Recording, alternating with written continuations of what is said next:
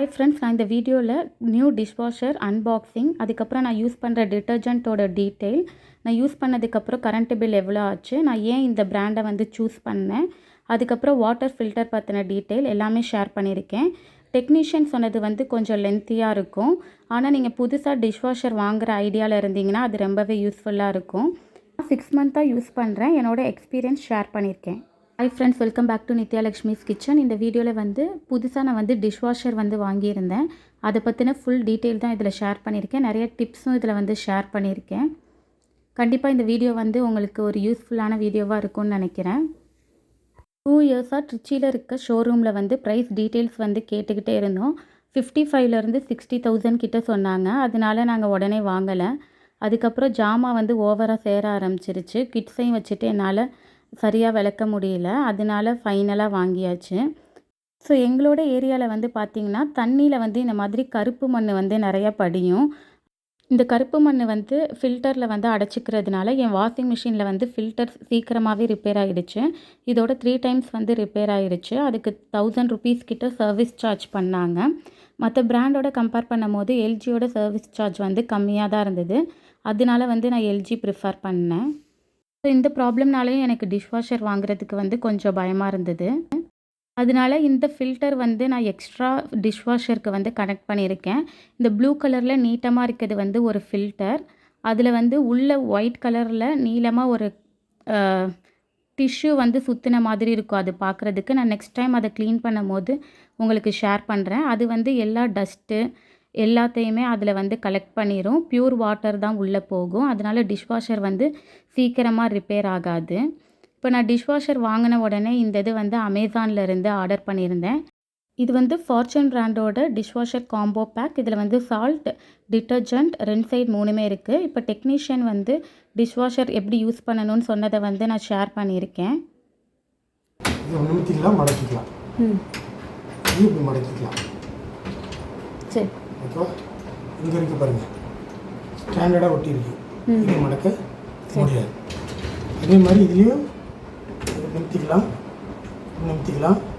பெருசாக வேணால் பெருசாக, சின்னதாக வேணால் சின்னதாக மாற்றிக்கலாம். எந்த பாத்திரம் வச்சாலும் நான் ஒரு தட்டு எடுக்கணும்.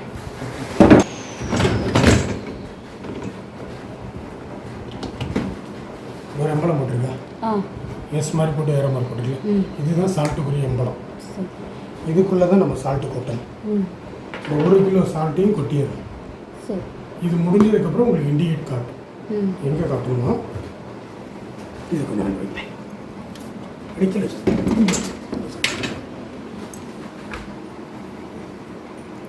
இந்த லைட்டை விட்டு விட்டு எரியும். அப்போ தீந்துருச்சுன்னு அர்த்தம். இது ஒவ்வொரு திருப்பும் நீங்கள் போட வேணாம். சால்ட்டு ஃபோட்டோ வச்சுட்டு ஒரு 30 40 சைக்கிள் எப்போ முடியுதோ அது முடிஞ்சிருச்சுன்னா, காலி ஆயிடுச்சுன்னா உங்களுக்கு மறுபடியும் நீர் காட்டும். அப்போயும் மறுபடியும் நீங்கள் ரீஃபில் பண்ணிக்கணும். ரைட்டா? இது வந்து ரின் சைடு. இது வந்து இங்கே ஊற்றணும். இதுக்கு ஒரு எம்பளம் ஸ்டார் மாதிரி இருக்கு இல்லையா, அதுவும் ஸ்டார் வந்து இது இல்லைன்னா இது காட்டும். இது அடிக்கடி தேவைப்படும். 3 மாதம் 4 மாதத்துக்கு தேவைப்படும். நீங்கள் ரீஃபில் பண்ணுற மாதிரி இருக்கும். இது ரீஃபில் பண்ணுறது மேலே மொத்தம் ஊற்றணும். டிட்டர்ஜென்ட் இருக்கு இல்லையா, ஒரு எவ்வளோ ஊற்றணுமோ பிடிச்சிருக்கோம். அது ஒவ்வொரு மாதத்துக்கும் கேட்காது. தீர்ந்துருச்சுன்னா இண்டிகேட் காட்டுச்சுன்னா நீங்கள் ஆன் பண்ணும்போது தெரியும், இவ்வளோ காட்டும். அப்போ இதை ஃபில் பண்ணிக்கணும். அதுக்கப்புறம் சால்ட்டும் முடிஞ்சிச்சுன்னா ஃபில் பண்ணிக்கணும். இது கம்மியாக தான் உங்களுக்கு யூஸ் ஆகும். நிறைய இது நீங்கள் மறுபடியும் தனியாக நீங்கள் மறுபடியும் ஆர்டர் போட்டு சால்ட்டு இன்சைடு மட்டும் ஆர்டர் போட்டால் போதும். டிட்டர்ஜென்ட் கிடக்கு 3 மாதம் 4 மாதத்துக்கு வரும். இப்போ டிட்டர்ஜென்ட் போடுற இடம் தெரியுது.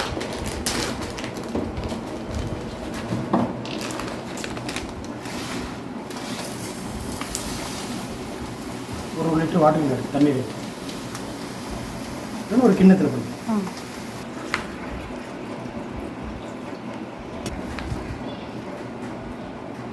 சொல்லுங்கள். நீங்கள் பவர் ஆன் பண்ணிங்கன்னா பவர் ஆன் ஆகிடும், ஆஃப் ஆகிடும்.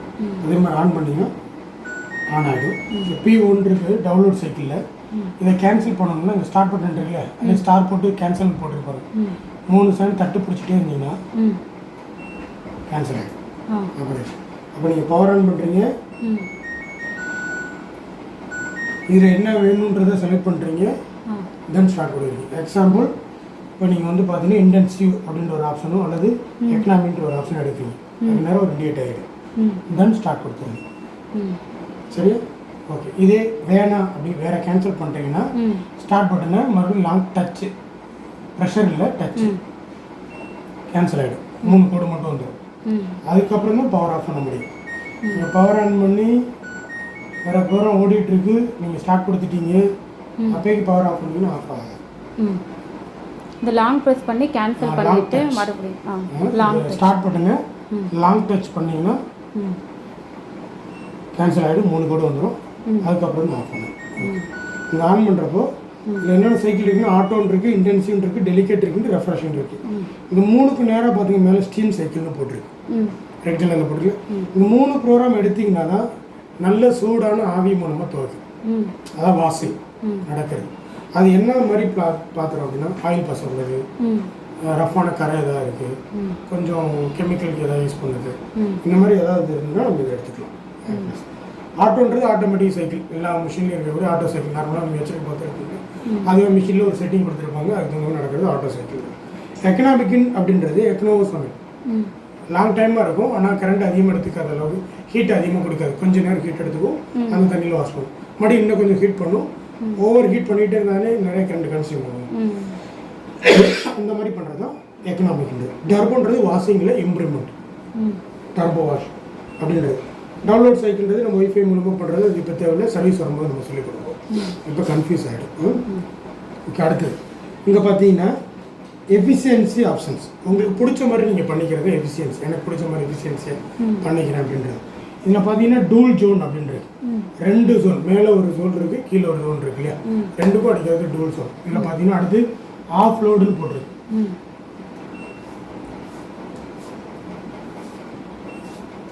ஆஃப் லோடுன்னு போட்டிருக்கு.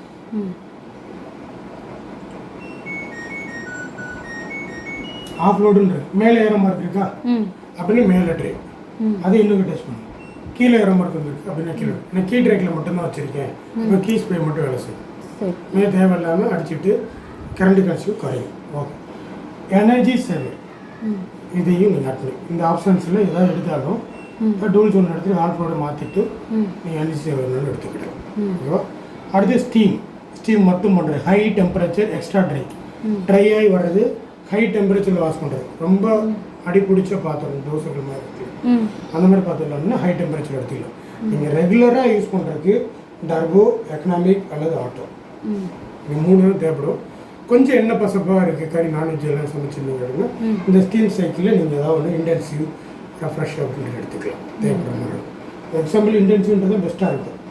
3.5 மணி நேரம் ஓடும் ஸ்டீம் சைக்கிள், என்ன பசங்க இருக்குது அப்படின்னு எடுத்து நீங்கள் ஸ்டார்ட் பண்ணி இப்போ பாருங்கள். சால்ட்டோட இண்டிகேட்டர் காட்டல, இன்சைடு இண்டிகேட்டர் காட்டல. இது இல்லாமல் போயிடுச்சுன்னா இந்த லைட் எப்படி விட்டு எரியுது இல்லையா, அப்போ இண்டிகேஷன் விட்டு எரியும். அப்போயே நீங்கள் சால்ட்டு வேணும்னா சால்ட்டு, இன்சைடு வேணும்னா இன்சைடு போடுங்க. மறுபடியும் சொல்கிறேன், நீங்கள் ப்ரோக்ராம் செலக்ட்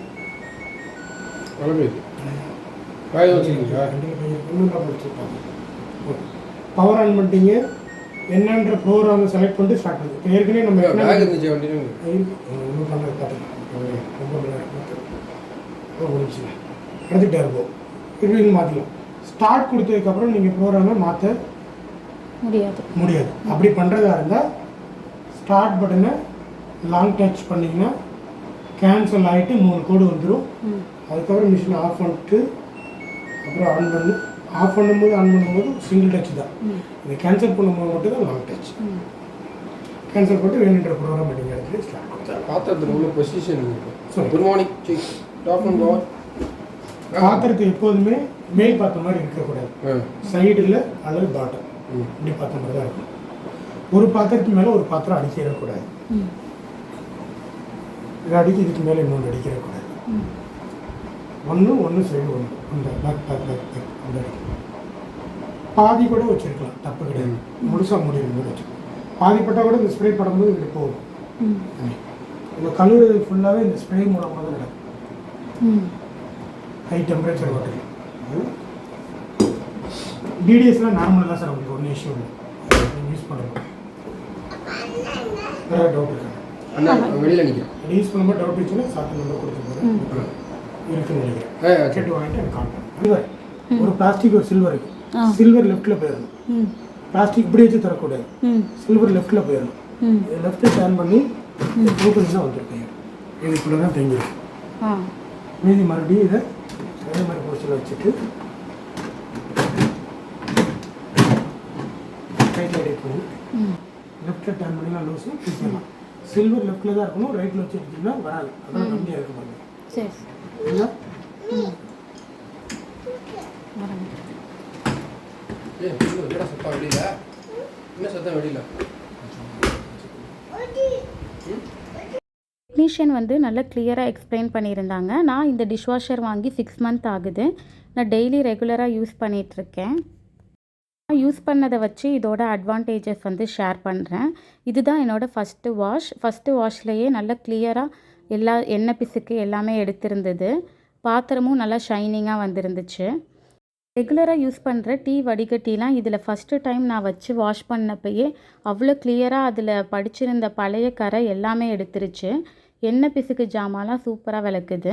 சுடுதண்ணி போட்டு வாஷ் பண்ணுறதுனால அந்த எண்ணெய் பிசுக்கு எல்லாத்தையுமே நல்லா கிளியர் பண்ணிடுது. ஸோ இதை நான் யூஸ் பண்ண ஆரம்பித்ததுக்கப்புறம் கரண்ட்டு பில்லையும் செக் பண்ணேன். கரண்ட்டு பில் பார்த்திங்கன்னா ஒரு 200 ருபீஸ் அந்த மாதிரி தான் எங்களுக்கு வந்து அதிகமாக இருந்துச்சு.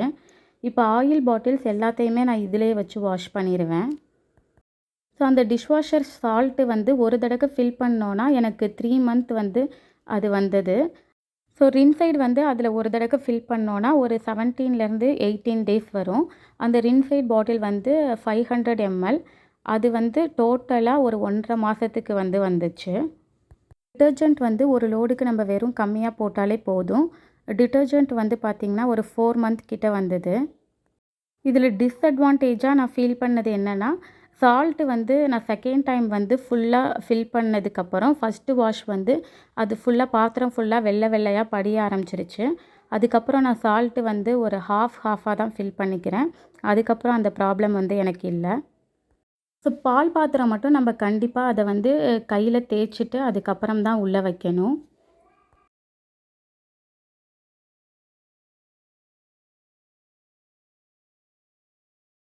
லோ குவாலிட்டி பிளாஸ்டிக்ஸ்லாம் உள்ளே வைக்கக்கூடாது. அப்படி வச்சோன்னா அது உருகுன மாதிரி ஆயிடுது. மற்றபடி நல்ல பிளாஸ்டிக் ஐட்டம்ஸ் எல்லாமே வைக்கலாம். அது சேஃபாக தான் வருது. டப்பர்வேர் அது எல்லாமே நல்லா சேஃபாக தான் வருது. நெக்ஸ்ட்டு டைமிங் பற்றி சொல்லிடுறேன். இது ஒரு லோடு வந்து வாஷ் பண்ணி வரதுக்கு 1 hour 45 minutes எடுத்துக்குது. லாஸ்ட்டாக ஒரு 30 minutes வந்து பாத்திரத்தை வந்து ட்ரை பண்ணுறதுக்காக எடுத்துக்குது. கம்ப்ளீட்டாக ட்ரை ஆகிடும் எல்லா பாத்திரமும். இதுக்கு வேறு ஏதாவது தெரிஞ்சுக்கணுன்னா எனக்கு கமெண்ட் பண்ணுங்கள். இந்த வீடியோ உங்களுக்கு பிடிச்சிருந்தா மறக்காமல் நம்ம சேனலை சப்ஸ்கிரைப் பண்ணிக்கோங்க. லைக் பண்ணுங்கள், ஷேர் பண்ணுங்கள். தேங்க்ஸ் ஃபார் வாட்சிங்.